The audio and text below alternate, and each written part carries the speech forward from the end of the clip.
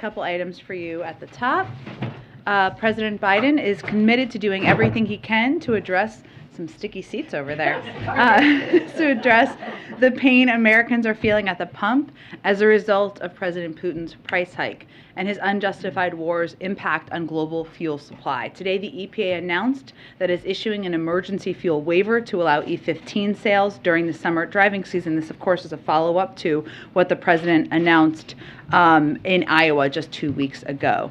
The waiver is a critical step to address the fuel supply crisis, and again, as already noted, it's a follow-up to the announcement from last week, and it will lay out actions to increase the use of biofuels in order to reduce our reliance on fossil fuels, accelerate the clean energy transition, build real U.S. energy independence, support American agriculture and manufacturing, and save Americans money. At current prices, E15 can save a family 10 cents per gallon of gas on average, and many stores sell E15 at an even greater discount. There's just over 2,000 gas stations, mostly in the Midwest, where without this action, the E15 tank pump would be covered and Americans wouldn't be able to access it.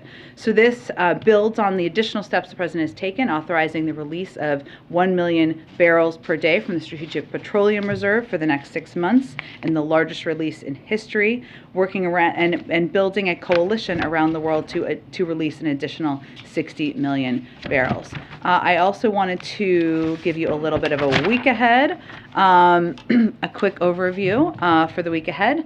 As you're well aware, tomorrow the President and the First Lady will attend the White House Correspondents Dinner, where the President will speak, and I will lower expectations and say it's not funny at all. Just kidding, see? The following day, President Biden will travel to Minneapolis, Minnesota to attend the memorial service of former Vice President Walter Mondale, who was his friend and mentor. On Monday, the President will present the Presidential Rank Awards to 230 winners for 37 federal agencies in a virtual ceremony. Then he and the First Lady will host a reception to celebrate Eid in the East Room. On Tuesday, the President will travel to Alabama, as we've already announced, to visit a Lockheed Martin facility which manufactures weapon systems such as Javelin anti-tank missiles, which we are providing Ukraine to defend against the Russian invasion. He will also discuss, while he's there, his supplemental funding request, which will help Ukraine defend itself over the long term, support democracy in Ukraine, and address humanitarian needs and economic disruptions due to Putin's war. And on Thursday, the President and First Lady will host a Cinco de Mayo reception in the Rose Garden. Also wanted to note Gary Rosenberg. Where are you, Gary? Hello, Gary. Gary is retired. He's one of the ABC crew members here at the White House.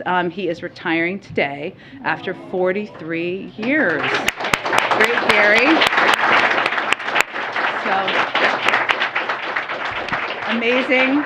Thank you for your service.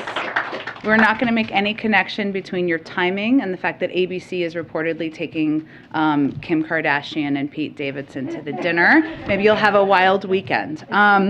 Okay, so let's get to your questions. I have hopefully a lot of follow-ups to a lot of the supplemental questions you all had yesterday, which I'm sure will come up. So why don't we get to you, Chris? I was going to start with the supplemental, actually. Okay, great.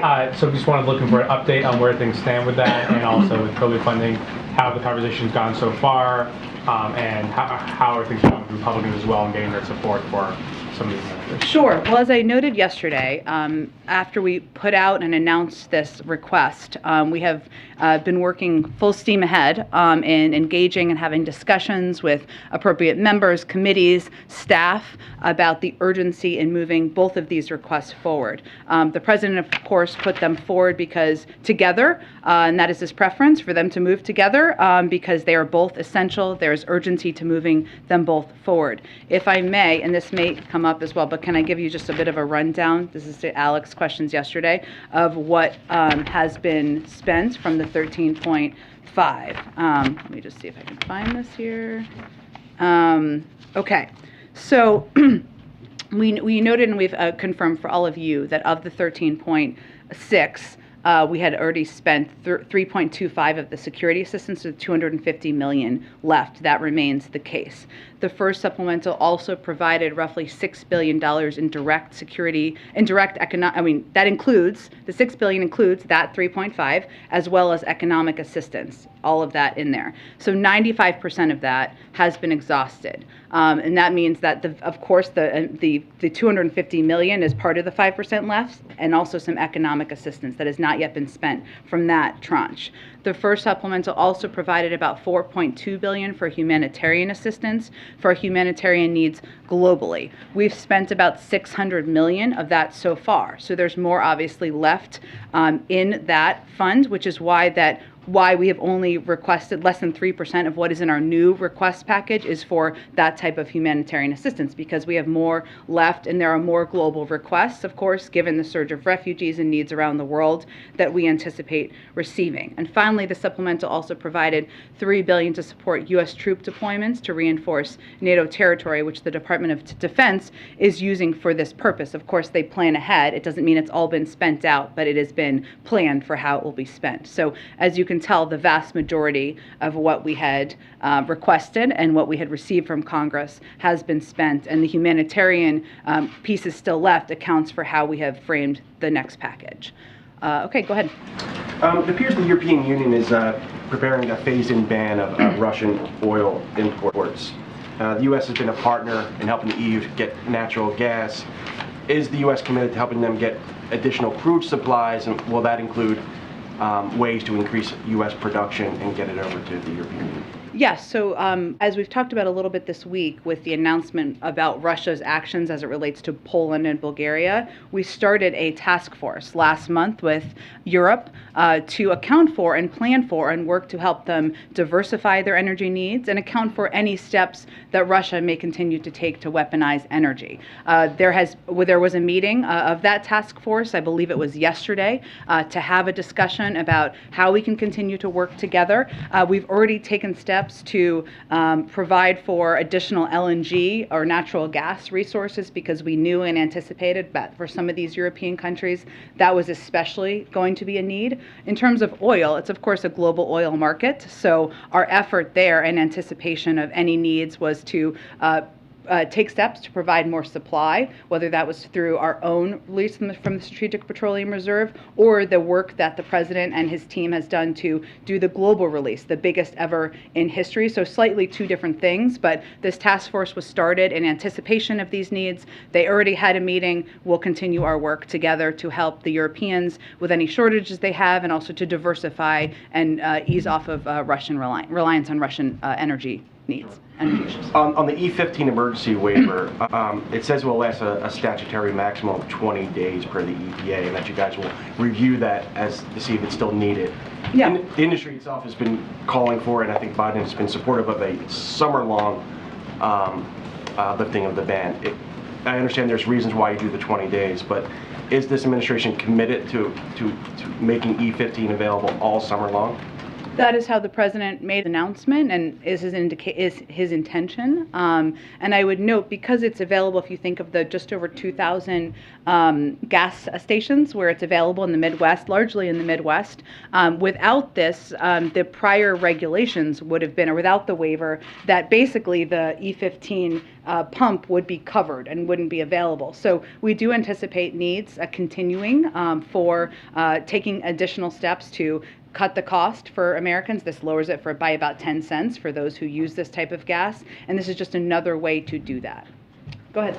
Vladimir Putin has confirmed that Russia will be attending the G20 summit, so could we get a reaction from the White House on that? And then related to that, is there any scenario, anything that could happen between now and 6 months from now where the U.S. would actually welcome Russia's presence at the G20, see it as being constructive or productive for Russia to be a part of that summit? Well, there's a lot that could happen between now and then, but we certainly haven't seen an indication to date of Russia's plan to participate in diplomatic talks constructively. Our hope certainly is that will change, because obviously diplomatic talks and conversations is the way to bring an end to this conflict, and President Putin could end this tomorrow, could end this right now. But I'm not going to get ahead of what that looks like. Obviously, this is an ongoing war on the ground.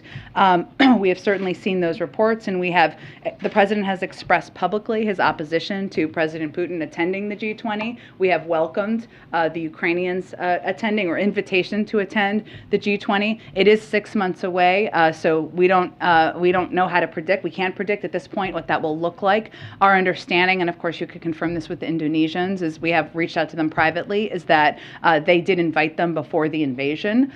So any additional steps beyond that, I would certainly point to them, but we've conveyed our view that we don't think they should be a part of it publicly and privately as well. Just on a separate matter, Sure. An American citizen and former Marine veteran, Willie Joseph Cancel, was killed this week in Ukraine while fighting alongside Ukrainian forces. His mother told CNN that he went to Ukraine because he believes in what Ukraine was fighting for. First of all, is there a message for his family? Well, first of all, our hearts go out to his family and loved ones. We don't have official confirmation, even though we've seen the reports, but we have not had that official process through the government, so I can't speak to other specifics about him beyond that. But we know Americans are looking for ways to help, and the reports about this individual were that he's a veteran.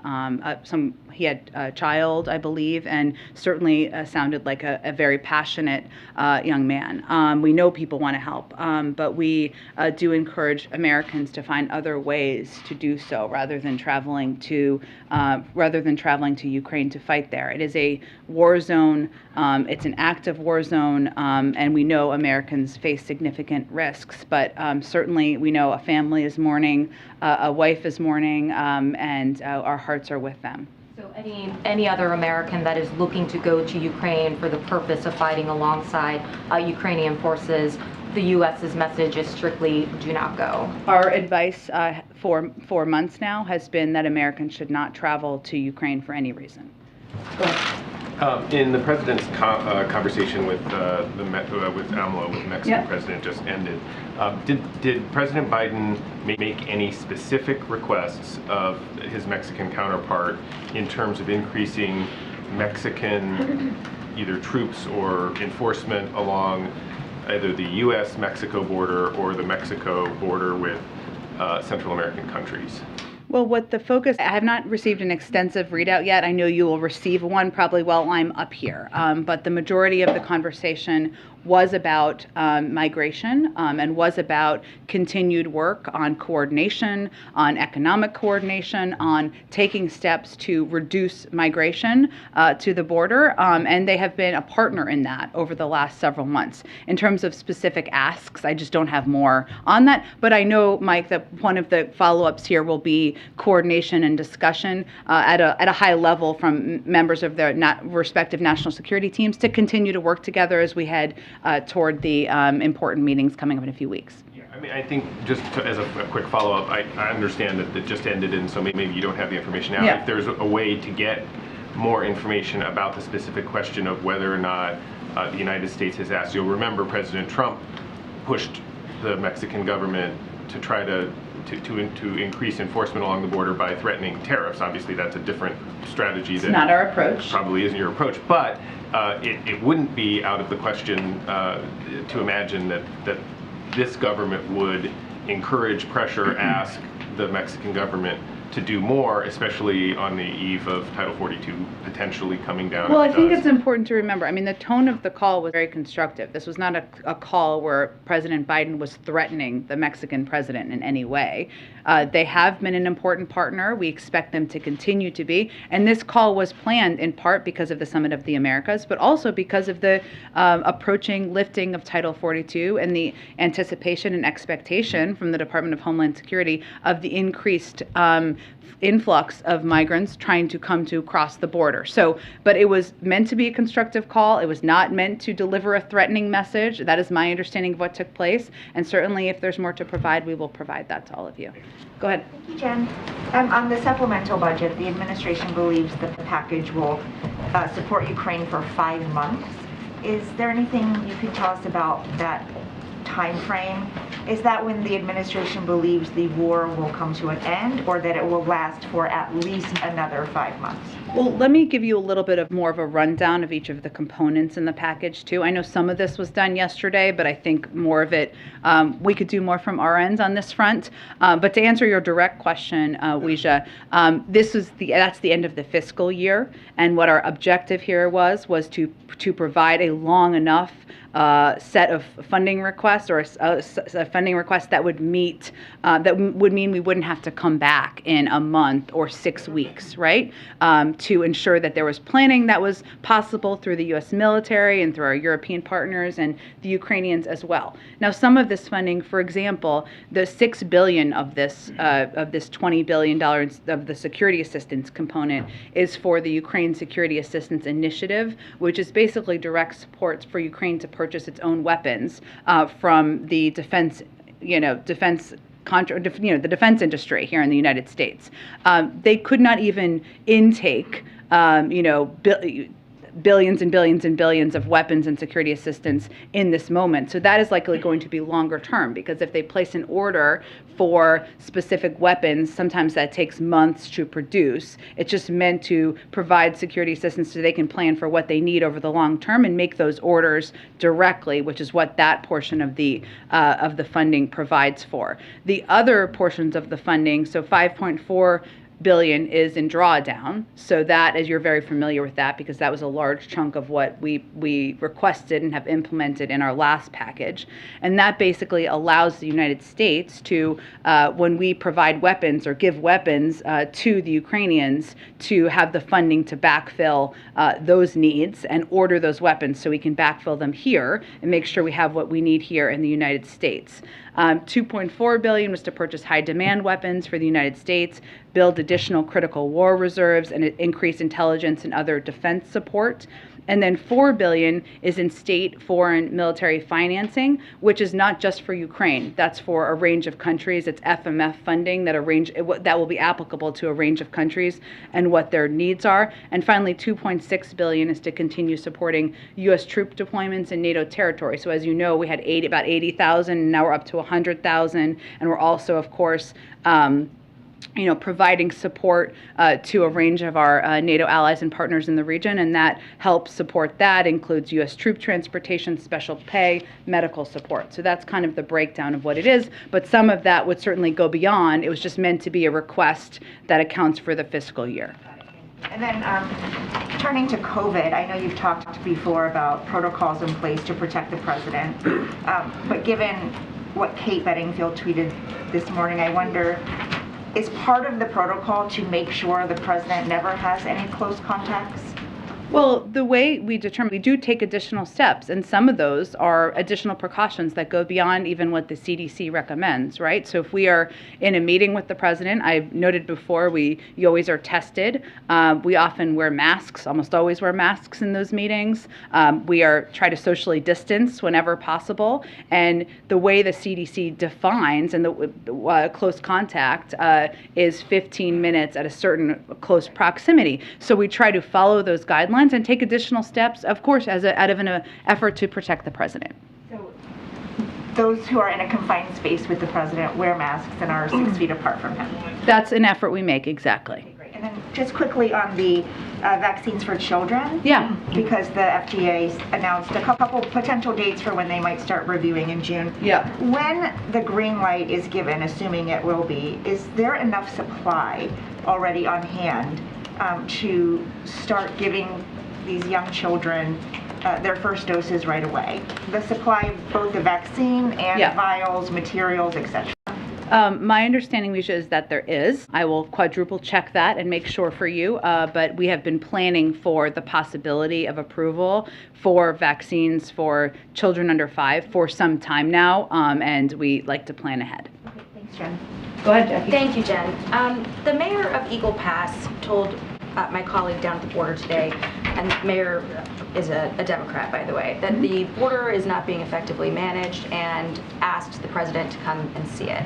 Does the president have any plans to go to the border? I don't have any plans to preview at this point in time. Certainly we're open to it, but no plans to preview. Is it something he would consider doing before the Summit of the Americas, where he's set to meet with the leaders of Central and South America, see the situation firsthand before having that robust conversation? Well, he's meeting with leaders of countries that he's traveled to many times, and certainly is very familiar with the issues that will be discussed, which is addressing root causes, coordinating, whether it's on the economic front or security front, and that's an initiative he led during the when he was vice president. So he's very familiar with those issues. On the economy, Austin Goolsbee, the former chair of the Council of Economic Advisors under the Obama administration, said that he felt that the president yesterday in his comments about the GDP report was potentially underplaying the risks of a recession. And he pointed to geopolitical conditions with Ukraine, with Russia cutting off gas to Europe, and also GDP shrinking, saying that people should be nervous. How do you respond to that? Well, I have a great deal of respect for Austin Goolsbee. He's a former colleague, and so does the president. But what we look at is a range of economic data, including economic data that was in the GDP numbers yesterday, which I did some explaining of yesterday. But some of the data that was in there show very encouraging signs that economists look at. Many independent economists monitor closely. American consumer spending, business investment, residential investment, all up. The decrease as it relates to exports is largely because our economy is stronger than many economies around the world, and the inventory numbers, which is kind of the number that went down, that brought it down, is in large part because the fourth quarter inventory numbers were the highest in history, and these numbers are done as a comparison from quarter to quarter. So I think we felt it was important to explain the data and what it means. We continue to monitor economic data. It's important to note that some important components of it are we created more jobs last year than any job in American history. We're at a very low unemployment rate, and while costs are high and inflation is not where we want it to be, the Federal Reserve continues to project that will come down by the end of the year. So our economists and our economic team continues to feel confident in the strength of the economy, even as we monitor a range of data. Jennifer Granholm said something, though, that was interesting about inflation coming down. She said some economists are suggesting inflation is going to level off a bit, but it's just so hard to know because we don't know what's going to happen on the war on this.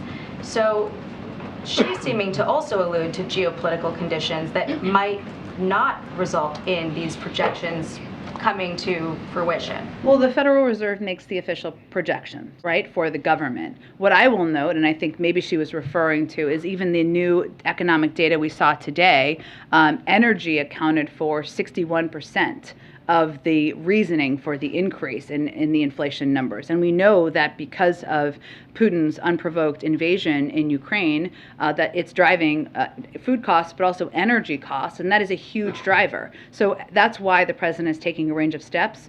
The historic release from the Strategic Petroleum Reserve, even the steps, certainly smaller as it relates to E15 today, to work to really target and focus on energy prices and costs. And I have just a couple questions on the disinformation board. Sure. Yesterday you had told me that you were not familiar with Nina Jankowicz. I'm wondering if you have more information on her today. Also, Secretary Mayorkas said that he was not familiar with statements that she had made surrounding the Hunter Biden laptop. And I'm just wondering, how is she hired if you in the White House are not familiar with her, if Mayorkas is not familiar with her statements? What's the process for putting her into a position like this? Who's in charge of her hiring? Well, let me give you a sense of who she is. She's an expert on online disinformation. She was formerly in the Wilson Center's she was formerly a disinformation fellow at the Wilson Center. She's testified before Congress as well as the United Kingdom and European parliaments, advised a Ukrainian foreign minister, particularly relevant in this moment, under the auspices of a Fulbright Public Policy Fellowship, and overseeing Russia and Belarus programs at the National Democratic Institute. Any hiring decisions are up to the Department of Homeland Security, but this is a person with extensive qualifications. What I will tell you about the board and what the board is doing, this is a continuation of work that began at the Department of Homeland Security in 2020 under former President Trump. Is it, though, I guess, can you describe what her job is going to be? Because there's been some TikToks that she has put out, and it seems like rather than calling balls and strikes on this story is false and this story and here's the truth on it, one line stood out to me. They're laundering disinfo. We should really take note and not support their lies with our wallet, voice, or vote. So Well, here's what the board is going to do, which I think of particular interest. Again, a continuation of the work of the former president. So for anyone who's critical of it, I didn't hear them being critical of the work under the former president, which is just interesting to note contextually. But in the fact sheet that they put out, what they noted yesterday, what they noted in there is that this is meant to, one, the first bullet was about protecting privacy, civil rights, and civil liberties, and the First Amendment. They said the primary mission is to establish best practices to ensure that efforts to understand and respond to disinformation are done in ways that protect privacy, civil rights, and civil liberties. I'd also note that the first example they gave about what they're going to do is support the Department of Homeland Security's ongoing work back to the former administration to address how and understand how misinformation spread by human smugglers that prey on vulnerable populations attempting to migrate to the United States. There's no question, everybody, that bipartisan support for that, to address disinformation that's helping smugglers, helping people migrate, or providing false information, prompting people to migrate. This is also work that is helping to address unauthorized terrorism, other threats, and see how disinformation and misinformation is being pushed to lead to increase those. So that's all work we think is work that's been ongoing for some time. This is the form it's taking, and there's a fact sheet that details the specifics of it. You just outlined a lot of efforts that sound very worthy, but you've got someone from the Department of Homeland Security telling people how they should vote. How do you explain that to critics who say that doesn't sound right to me? This is an individual who will be overseeing the work of that board. Personnel decisions are up to the Department of Homeland Security. I just outlined the extensive history and background this individual has, but I think what's important to note here is what the board is doing, which is continuing what is important disinformation-related work that began under the former administration. Go ahead. Thanks, Jen. I want to ask you about some of the concerns that Democrats are expressing about Title 42, if it is in fact lifted, and these are some quotes that were in Politico today. Maggie Hassan says, "What I didn't hear was specifics about numbers and deployment and really meeting the need at the border." Senator Catherine Cortez Masto said she still hasn't seen a comprehensive plan.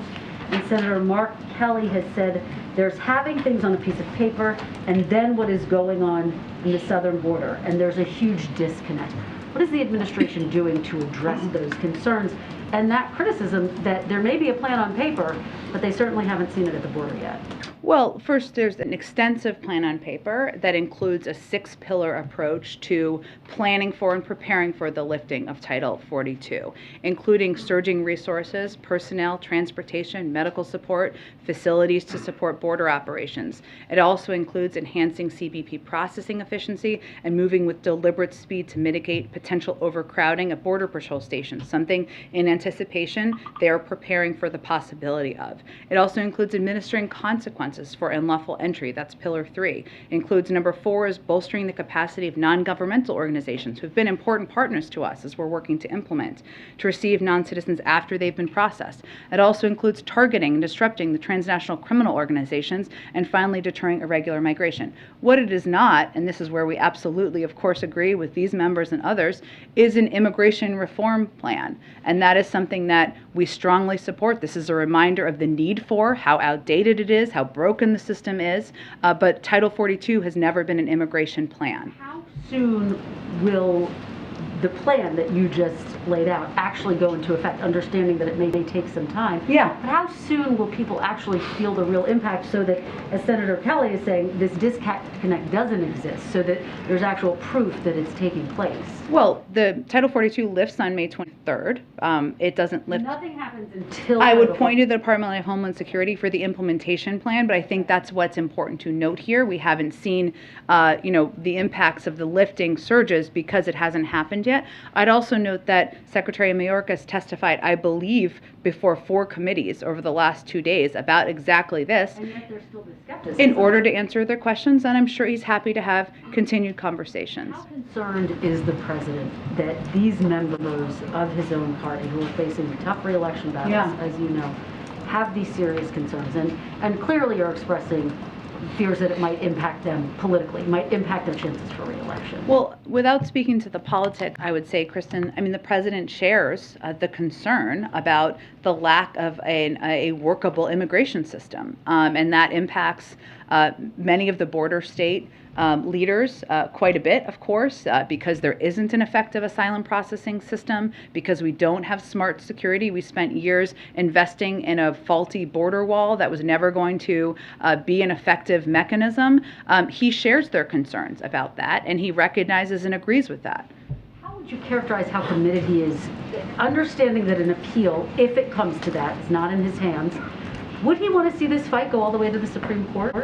I'm certainly not going to get ahead of a legal process. I will note, and Mary, I think Mary asked about this yesterday. So let me, in terms of where things stand, so right now, what we saw yesterday is that the district court presiding over one of the challenges to the Title 42 rescission order finally officially entered, because they had just done it verbally, a temporary restraining order. What that basically means is they're saying we can't lift Title 42 before May 23rd. That has not been our plan to date, as you know.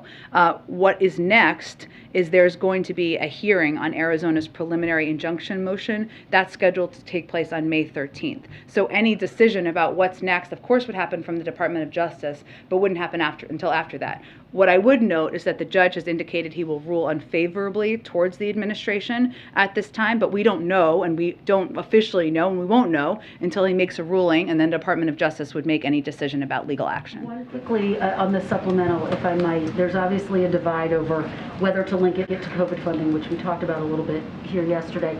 But given that there is this divide, and given the urgency that we are hearing from President Zelensky and others on the ground in Ukraine for this aid, why not just say, let's de-link these 2 bills and move forward with Ukraine aid and get it done as quickly as possible? Well, Kristen, I would note that the president feels that both are urgent. Both are emergencies.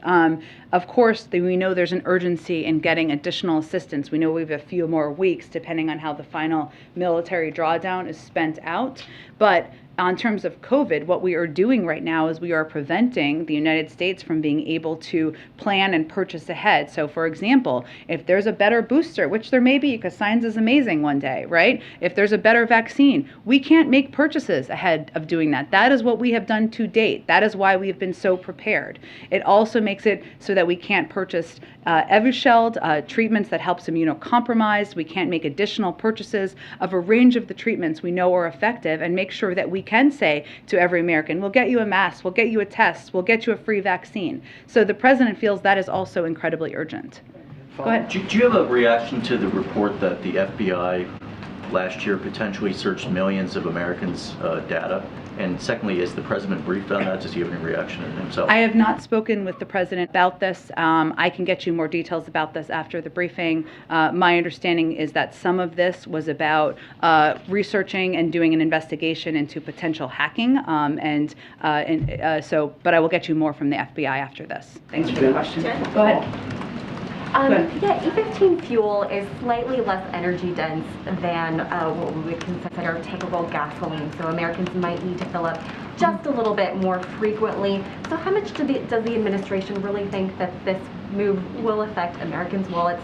And does the White House believe the president has exhausted his authority on what he can do related to gas prices, or are there more options still being considered? I mean, on the second question, we're always going to look for more options. I mean, we saw, and I talked about this a little bit earlier, even as it relates to the inflation data that came out today.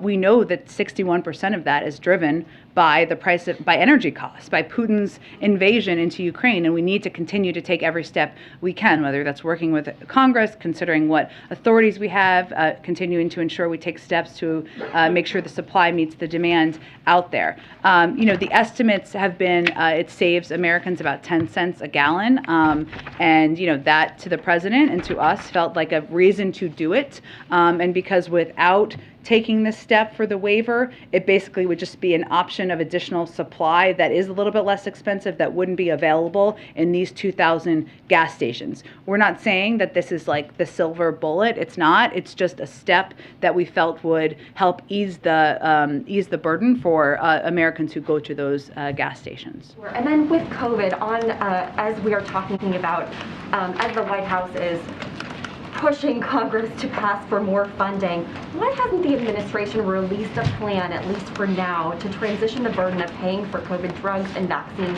to the private sector, kind of like has been done with tests, so that insurance companies have time to negotiate? Well, there's a range of steps happening at the same time, but I will tell you that what we want to continue to be able to do is to provide these treatments for free. That's the objective. That's the reason for this request for funding. But also the request for funding is enabling the United States to be able to purchase ahead in bulk supply a lot of these treatments or vaccines so that we can make, when they are ready, we can make those available to treatment centers and hospitals around the country. Go ahead. Okay, thanks. I know you said that you didn't get an extensive readout yet of the conversation with the Mexican president. And there'll be a written readout at some point, if not to the yet. extent that you know what happened, did the president make any headway in getting Mexico to take a harder line on Russia? And should we expect them to join the global coalition in imposing sanctions now? Well, I would note, obviously, the Mexican government can speak for themselves on any intentions they may or may not have. They have spoken out against Russia's invasion of Ukraine, so I would note that. We will always encourage any leaders to take additional steps to support the Ukrainians and stand up in a range of ways against the invasion of Ukraine by Russia. But in terms of any steps they would take, regardless of the conversation, we would let them speak for themselves on that front. Go ahead. Sorry, has the reticence by the Mexican government impacted the U.S.-Mexico relationship in any way when it comes to sanctions? Well, again, I would note they have spoken out against Russia's invasion of Ukraine. We know different countries are going to take different steps. Some have taken them quickly, some took longer to take them, and we know different countries will have different approaches to every step, whether it's sanctions, assistance they can provide. We understand that. We have an important, strong relationship with Mexico, one that the call today was set up in order to really focus the conversation on migration and addressing root causes in advance of the Summit of the Americas. So that was really the majority of the conversation. I'm sorry, I didn't mean to miss you. Go ahead. No worries. Thank you. So Pentagon Press Secretary John Kirby was asked this afternoon if he believed that Vladimir Putin was a rational actor. And he responded saying, "I can't talk to his psychology, but I think we can all speak to his depravity." Now, he later apologized for his emotions there, but I'm curious, are these sentiments also shared by the president? Well, I think you heard the president call him a war criminal. So I don't think the president thinks of President Putin as somebody who is a model in the world. He views him as a pariah and somebody who is guilty of war crimes and of genocide. So I think the president's comments speak for itself. And then also piggybacking on Kristen's last question, if Congress doesn't pass supplemental aid to Ukraine or it's delayed, how much longer can we keep the current pace in supporting them? Well, there's a range of ways we're supporting them, right? So this is why I felt it was important to outline in more detail than I did yesterday. Sometimes you go back and you say, I need more information. And that's what we did here. But we know there's $250 million left, right, from the security package. We know that we were at a very rapid pace of providing assistance for several weeks. That was strategic because we wanted to front load that, knowing that as Russia repositioned their approach to the war, the needs for the Ukrainians were different because it was going to be a longer, more drawn out war that was more kind of on the ground. So we strategically front loaded a lot of the security assistance, but there is not. We expect a couple more weeks this assistance could be. I don't have the plans from the Department of Defense on exactly how they will roll that out. I also noted that the vast majority of our economic assistance has also been exhausted. Obviously, many of those many of those needs are long-term. Some of the funding, about $3 billion of it, was for operating needs of the Department of Defense. Some of those are still being spent out and are part of their budget, not direct assistance, of course. And then there is still funds in the humanitarian assistance bucket, but that doesn't meet all of the needs, of course, that the Ukrainians have. So this is why there's an urgency to moving forward. And lastly, I understand that the circumstances surrounding Mr. Cancel's death are still coming to light, but does the president have any plans to talk with his relatives? It's a great question, and what I tried to convey, perhaps not articulately, is that it has not gone through the proper channels that typically are the State Department, Defense Department, et cetera, usually the State Department likely in this case, and if there is a call to read out, I will certainly let all of you know. Go ahead, I can do like a few more, I think. Go ahead. So it sounds like the president is still planning to attend the White House Correspondents Dinner. In past, when he's been exposed in large events, the White House has noted that there might be an increase in his testing following those. Are there any plans to change the president's testing procedures following these big events that he's been attending, like the dinner and the 2 memorial services he attended?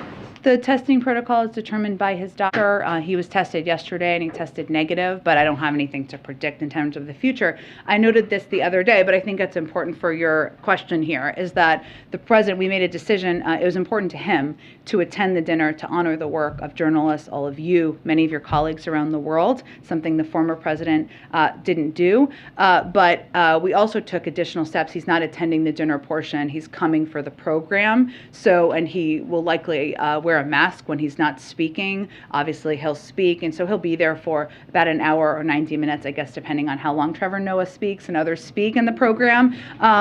But we took that additional step as well, and then he's, of course, sitting on the dais up in the front, so the interaction, he's not attending any of the receptions or anything along those lines either. And then on the remarks, the president has been a guest on several late-night shows. Has he consulted any of those host comedians, brought in any outside help on his speech? Can you kind of bring us in the room on how he's approaching this as someone who has attended several of these dinners and seen them play out? He has. I would tell you the president has a very good sense of humor and is working hard on his own speech. On the topic of thank you, Jen.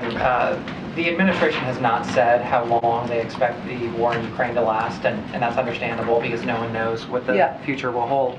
But the administration, and then also in this room yesterday, the administration has declined to say how much the United States is prepared to spend long term, or to give a real definition of what a victory in the war in Ukraine would look like. So my question is, how long does President Biden, the same president who got us out of Afghanistan because he said it was a costly and unwinnable quagmire, how long does he expect the American people to back this war when they don't know how long it will last, how much it will cost, or what the ultimate definition of victory actually is? Well, I mean, let me just reiterate something the president has said from the beginning. I will get to your point, but I will get to your questions, I promise, that combating Russian aggression has costs. Leaving it unchecked would be even more costly. Allowing Russia to run rampant around Europe beyond Ukraine, which is what President Putin outlined in his speech right before he invaded, would be incredibly costly to the world and to the United States. We calculate that as well. Right now, I know, I will get there, I promise. I know you're raising your hand. You asked me a few questions. I'm going to get there.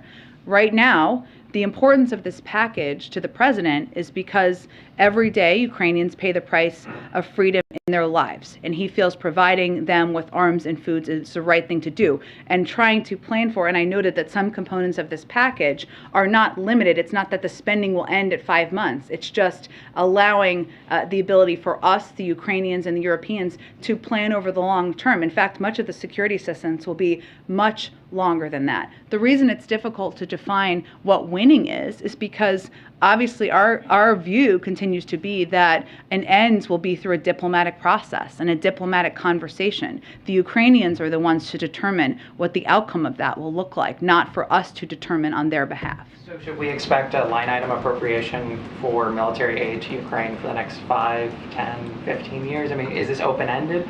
We, of course, want the war to end as quickly as possible. And President Putin could do that tomorrow. But right now, what we're making a decision about, what we're advocating for, is trying to support and have the backs of an incredibly brave country and their people who are kicked out of their homes, fighting an aggressive dictator and his military, lacking food, lacking economic assistance, and preventing Putin from rampaging through Europe, which, by the way, would be much more expensive than what we're talking about here. Follow-up then. So the United States definition of what success or victory looks like in the region is contingent on how long the Ukrainians are willing to combat the Russians and whether or not they want to, fight them and force them to the negotiation table or push them out of, their borders. That's up to them, but we're not exactly what I said. What I will say is that what President Putin defined as his own version of winning and victory from the beginning was taking over Ukraine, their sovereignty, their territorial integrity. Obviously, he's already failed at that, right? So in that sense, they are already defeating Putin's effort to envelop them into Russia. But this is an ongoing war. We know that. We know that diplomacy and having a discussion and negotiation is the way to get an end to it. Our effort and our focus is on strengthening them at the negotiating table. And that's the role that we feel that we can play. I'm going to have to wrap this up. Asma, go ahead, one more. Thank you. Oh, and Asma, you asked me a question yesterday about a credit. That is not possible. Yeah, I did get that. Okay, good. But for others? Yes.